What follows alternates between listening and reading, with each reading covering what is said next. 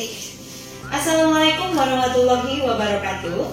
Hai sahabat sehat semuanya, selamat datang dan selamat bergabung di podcast RSD Nganjuk yang menyajikan informasi terbaru dan terkini seputar pelayanan rumah sakit daerah Nganjuk dan juga informasi kesehatan yang pastinya akan sangat bermanfaat bagi sahabat sehat semuanya.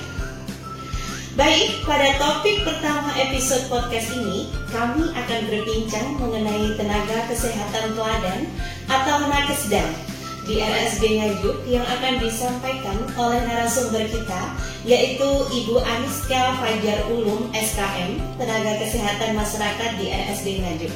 Baik, langsung saja kita sapa Ibu Aniska. Kabar baik, Bu? Baik sekali. Oke, sebelum kita lanjut perbincangan, saya aturkan terima kasih karena sudah meluangkan waktunya di podcast ini. Baik, Ibu Aniska, pada podcast ini tema kita adalah nakesdan.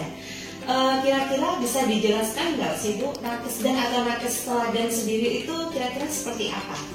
Untuk nakesdan itu sendiri, yang pertama-tama itu mulanya itu dari Dinkes Provinsi ya Bu ya. Itu ada diambil beberapa profesi. Kalau di rumah sakit itu ada 11 profesi, kalau di dinas kesehatan atau di puskesmas itu ada 9 profesi. Untuk di rumah sakit sendiri itu kami kemarin itu melaju ada 6 kalau nggak 7 yang masuk ke kategori di dinas kesehatan. Kita kan sebelumnya kita ada seleksi dulu, habis ada penyeleksian, yaitu akhirnya ada 6 yang dari rumah sakit. Nah, dari 6 dari rumah sakit itu langsung kita aturkan ke dinas kesehatan. Nah, dari dinas kesehatan itu diseleksi karena dari dinas kesehatan itu ada 2 rumah sakit ya Bu ya. Karena di rumah sakit di salah satunya rumah sakit Kertosono dan yang satu di rumah sakit kita ini. Kalau kita kemarin itu mewakili dari gizi, promkes, terus keseling atau sanitarian, terus fisioterapi, kemudian dokter spesialis. Nah, yang dari seleksi itu hanya 4 yang bisa lolos. Nah, kemarin itu di dinas provinsi ternyata yang lolos hanya 4 aja dari 9 tenaga kesehatan yang sudah disetorkan ke dinas kesehatan Kabupaten Nganjuk. Ya.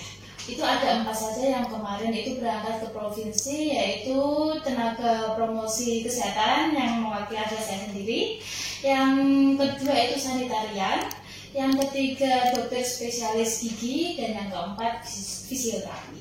Seperti itu. Berarti setiap tahunnya itu pasti berubah-berubah atau berganti gitu ya, Bu ya? Iya, biasanya ya.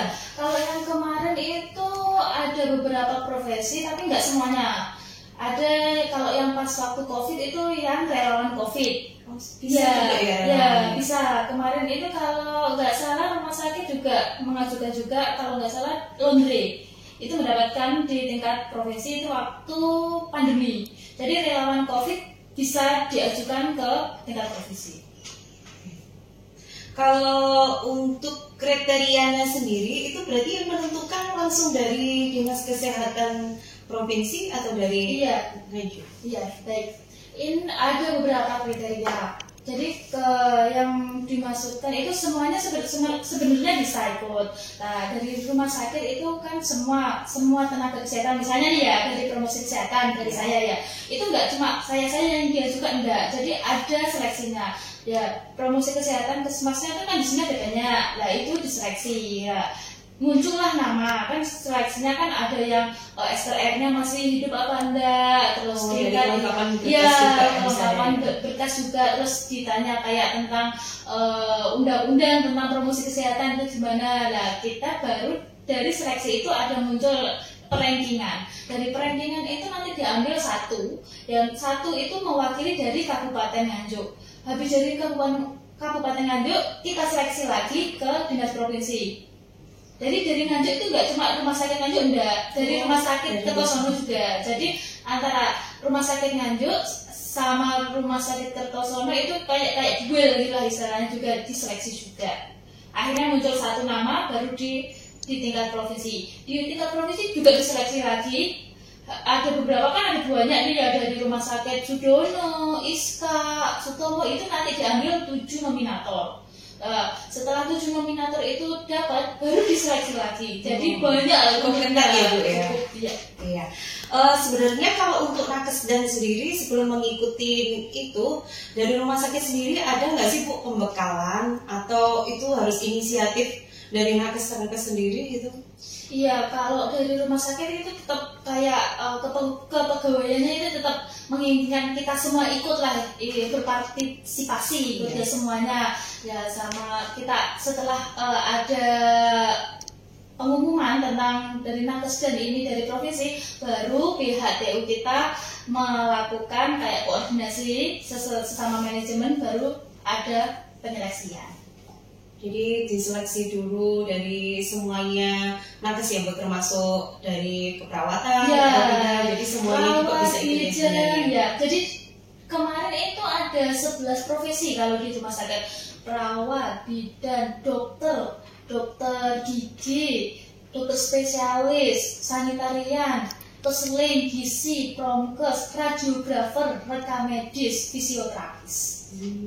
Berarti sebenarnya untuk kedepannya atau mungkin tahun-tahun kedepannya mungkin kan juga banyak dari karyawan yang lainnya ingin jadi nakes dan juga ikut bisa, itu. Iya. Bisa. Berarti bisa ya mempersiapkan diri sendiri dulu. Ya gitu. kalau bisa itu harusnya dari sekarang. Kita ya, kan dipersiapkan dulu. Kita kan kalau di nakes itu kita kayak membuat makalah kayak gitu, kayak membuat portofolio. Inovasi kita itu apa sih?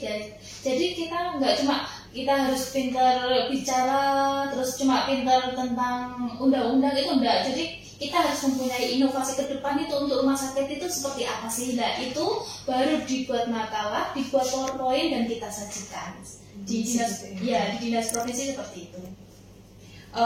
Kalau boleh tahu ada hadiahnya nggak Bu biasanya kalau ikut-ikut seperti itu? Ada. Ya kalau menang itu dari rumah sakit juga memberikan hadiah kalau menang ya, sama nanti kalau bisa lolos dari ke provinsi itu juga dapat hadiah. Iya kan mungkin juga menjadi semangat ya.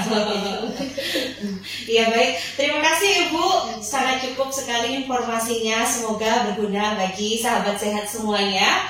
Terima kasih atas kedatangannya, terima kasih telah bergabung. Saya ucapkan semoga kedepannya Ibu jadi lebih baik lagi. Ya.